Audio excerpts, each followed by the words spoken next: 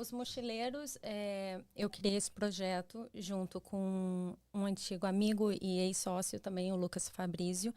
E ele veio a partir da experiência que eu tive no Centro Cultural São Paulo, na Vergueiro, como educadora, né? Então, assim, na época, eu fazia estágio lá junto com o Lucas. Nós éramos mentes inquietas e produzindo muitas coisas ao mesmo tempo.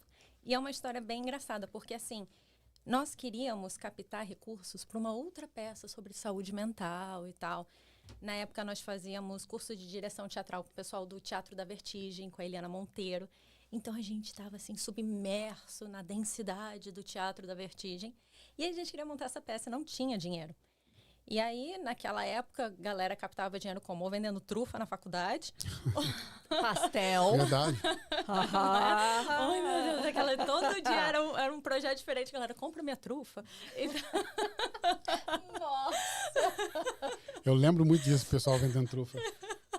Então... Eu fiquei obeso comendo trufa de pessoas que queriam criar coisa. Mentira. Então, tá vendo? Mas, e aí, nessa época, no Centro Cultural, tinha um edital aberto para contadores de história.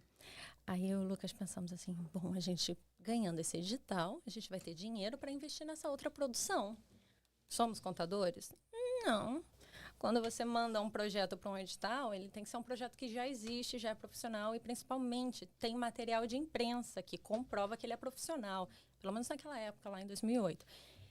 E aí, a gente não tinha nada.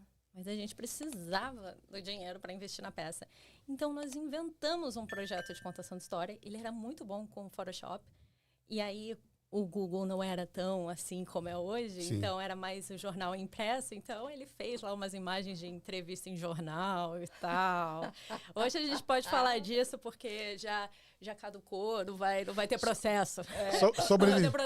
Corta essa parte. Não, pode deixar. Tá, Ou seja, sobrevivência.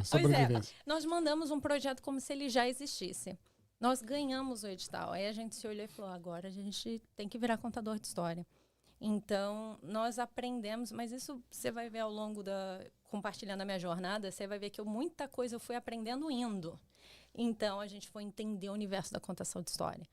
E aí, os mochileiros não pararam de crescer. Então, chegou um momento que outros mochileiros entraram também, porque às vezes tinham contação na mesma hora, no mesmo lugar. Contamos histórias dentro de metrô, programa de TV, oficina na Federal do Acre para os índios. E assim os mochileiros foram indo.